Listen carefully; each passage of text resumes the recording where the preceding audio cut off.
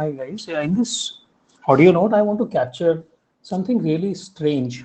So I've been watching this series on Sony Live called Leonardo. I'm also reading his biography by Walter Isaacson. He's the same author who has written the biography of Steve Jobs as well. Although biography is not that interesting, the series is much more interesting.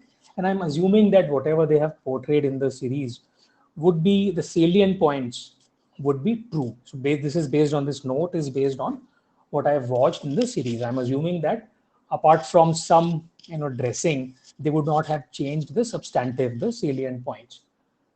So Leonardo da Vinci, I have been reading. I'm sure all of you guys who from the your childhood, you would have read about Leonardo da Vinci.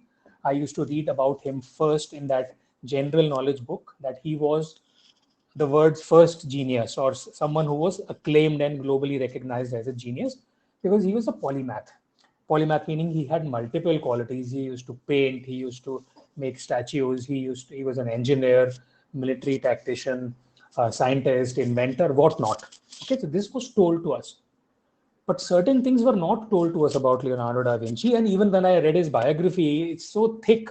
And they have described the Walter Isaacson, the biographer, goes into detail about his paintings, etc., his artworks, describing the technicalities. But he does not give so much the personality traits. So that is what is disappointing. But when you look at the Sony Live series, Leonardo, that is when you get to know about his personality traits. And it came as a surprise to me because I did not know that Leonardo had these surprising, unexpected personality traits. Okay, I'm not talking about his homosexuality, that is least important. What I'm talking about is first, he used to be highly distracted because he was into multiple fields. He was highly distracted person, and as a result, he was not able to complete a lot of his works.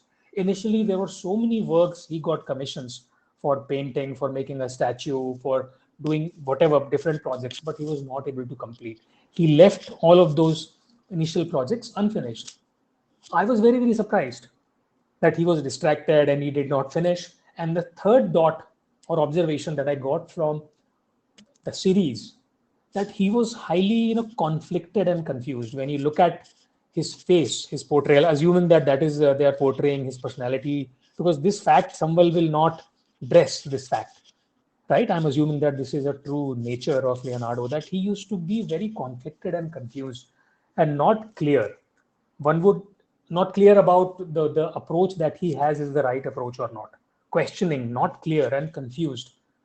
Now you would expect a genius to be, a savant to be clear right from the beginning. He would know what he is doing. For example, Michelangelo was, I think, but Leonardo was not.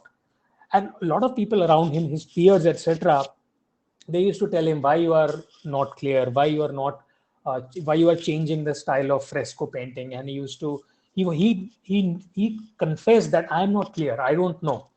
For example, when he was changing something and his friend asked him that, his supporter, his colleague asked him that, are you sure? I was shocked when he immediately replied, no, I'm not sure. How can you be sure? I'm not sure. So that doubtful personality, that distracted personality, tense personality, not being able to fit, leaving projects, aiming for perfectionism, all these things are important qualities. I'm not saying these are negative qualities. These are important qualities for a creative genius because a creative genius is a fountainhead. He is doing something new. For example, fresco painting used to be done by, until then, used to be done on wet plaster. But he changed that approach. He said, because of this limitation, a fresco painter needs to finish the painting very, very quickly. So high quality painting cannot be done in that limited time. So he changed the technique of fresco painting, the plastering technique. He changed. I don't know what exactly he changed. I don't want to get into those technicalities. But these are the things that he did because he was not satisfied with what was the current technique, because he was questioning, because he was confused. He entertained that confusion. He was not afraid of that confusion because he was distracted. He could get into so many different fields and combine art with science. So this is something that we were not. I'm very surprised by these important, because just imagine if you're a kid and you happen to have some of his personality traits, and if you know that Leonardo was also like that, it will help you so much, right? Otherwise, your peers, your parents will tell you you are distracted, you are doing multiple things, art, maths, science, you're confused, you're distracted, you don't focus.